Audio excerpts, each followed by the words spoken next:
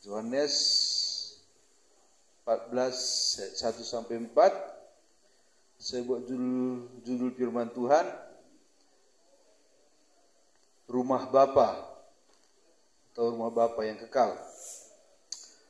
Dikatakan begini, jangan gelisah hatimu, percayalah kepada Allah, percaya juga kepadaku, di rumah Bapakku banyak tempat tinggal. Jika tidak demikian, tentu aku mengatakannya kepadamu. Sebab aku pergi ke situ untuk menyediakan tempat bagimu, dan apabila aku telah pergi ke situ dan telah menyelesaikan tempat bagimu, aku akan datang kembali dan membawa kamu ke tempatku, supaya di tempat di mana aku berada, kamu pun berada. Dan kemana aku pergi, kamu tahu jalan ke situ. Ya, saudara, Yesus Tuhan kita sangatlah merindukan supaya satu hari kelak setelah kita tinggalkan dunia ini, kita bersama-sama dengan Dia di hidup yang kekal. Amin. Untuk itulah Yesus datang ke dunia, supaya kita beroleh hidup kekal itu. Jadi Yesus datang dari surga ke dunia melakukan tugas khusus, yaitu untuk menyelamatkan kita dari hukuman dosa. Itu saudara ya. Untuk menyelamatkan kita dari hukuman dosa, karena hukuman dosa itu adalah maut ataupun neraka yang sangat mengerikan. Jadi Yesus berkata dalam ayat ini tadi, Dia berbicara tentang sesuatu yang sungguh-sungguh nyata, bahwa surga itu memang benar-benar ada, dan neraka itu pun benar-benar ada. Begitu dalamnya dan besarnya kerinduannya, kita akan bersama-sama dengan Dia. Itulah sebabnya Dia mau mati, supaya kita bisa beroleh hidup yang kekal itu. Surga memang berada di masa depan, bukan masa sekarang. Amin ya. Surga berada di masa depan. Kalau di dunia ini ada masa depan, tapi masa depan pendek. Sekarang kan belum masa depan kalau di dunia. Paling kalau disebut masa depan itu setelah pensiun, umur 60-an ke atas, itu masa depan. Itulah dikatakan masa pensiun. Nah, tetapi Yesus menyediakan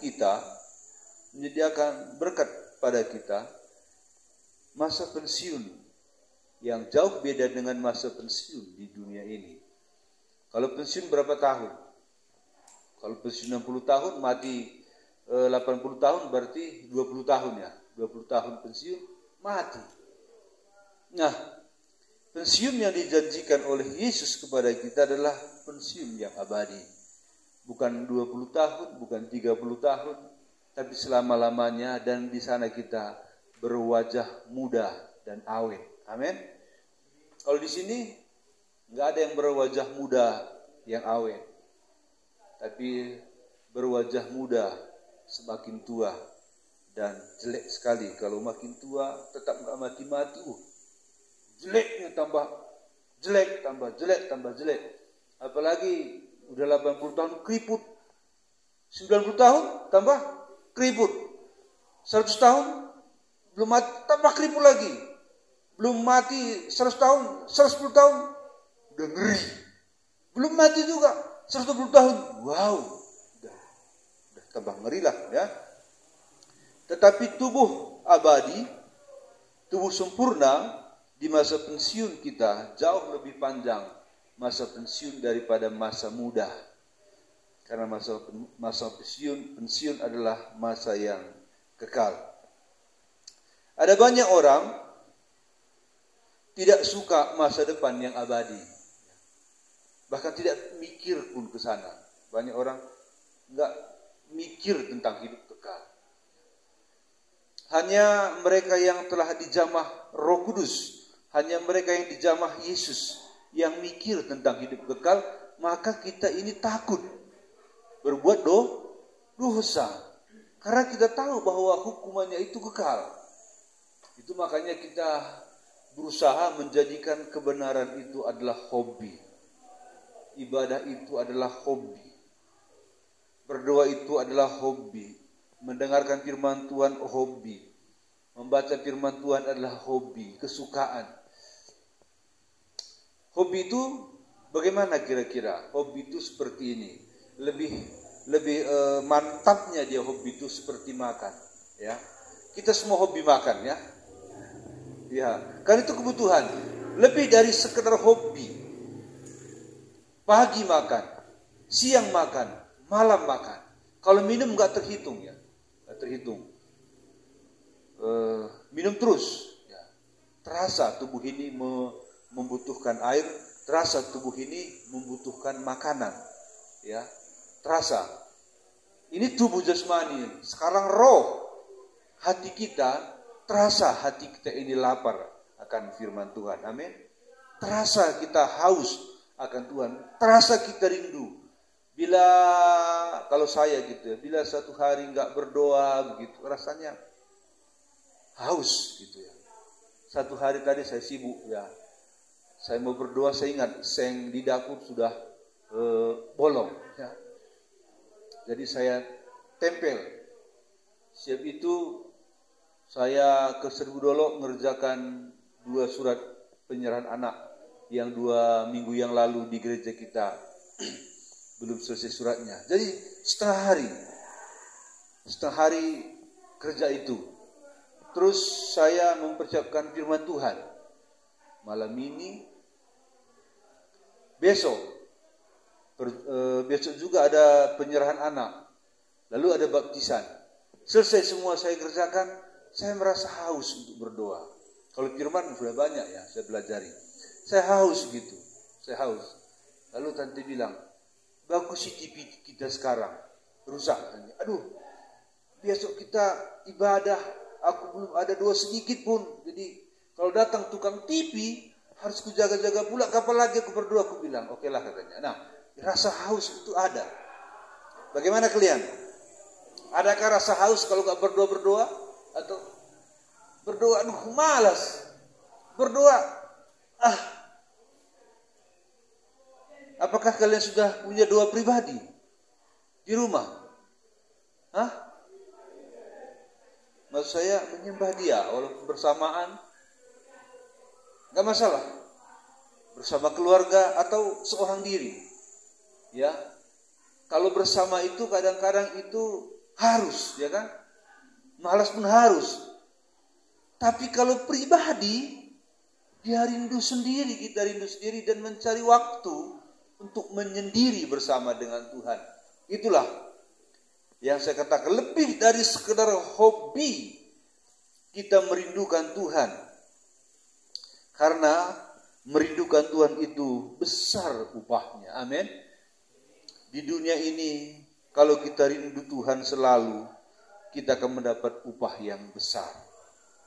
Keberhasilan yang besar. Dan juga mendapat keberhasilan yang abadi.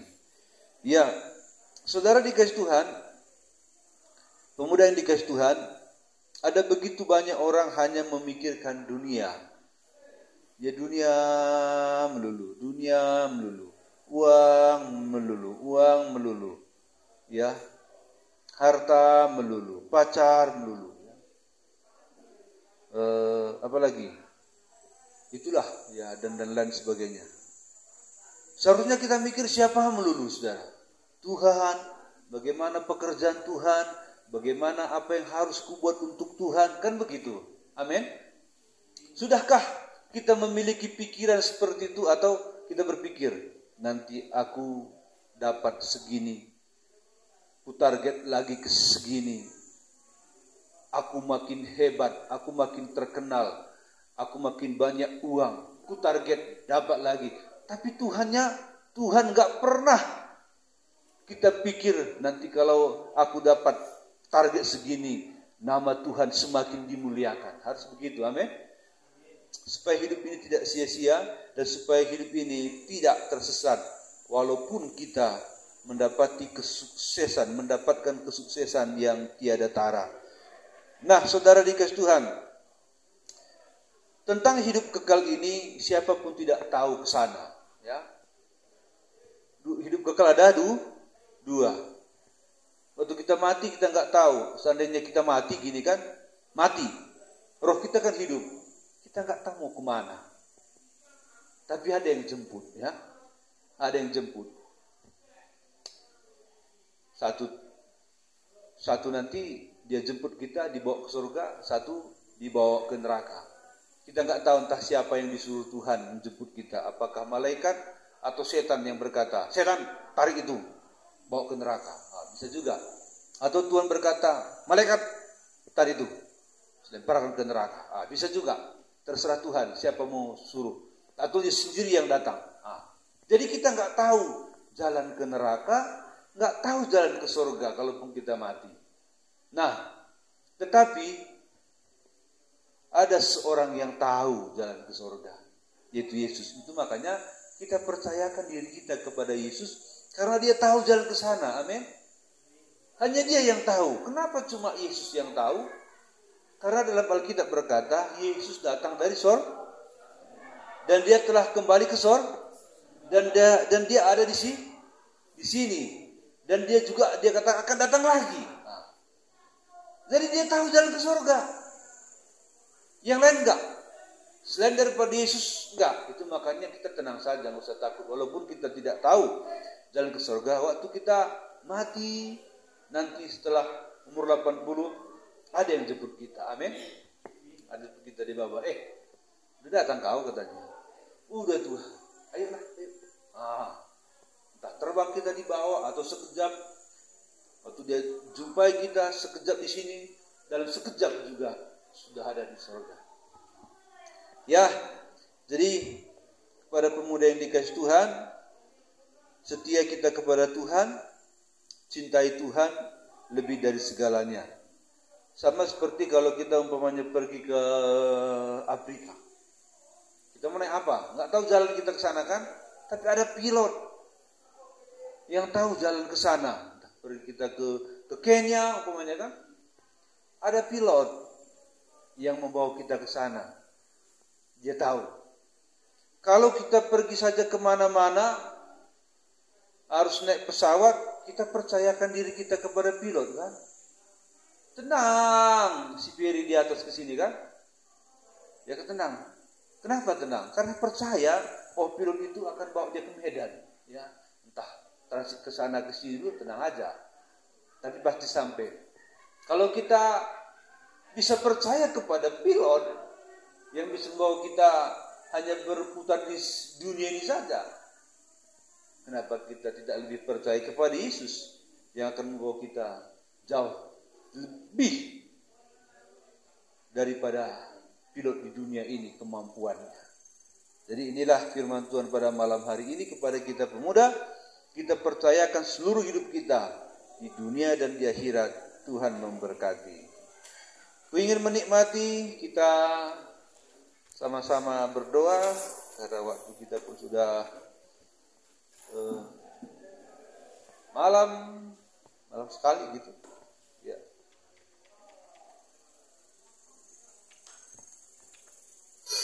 Kita semua bangkit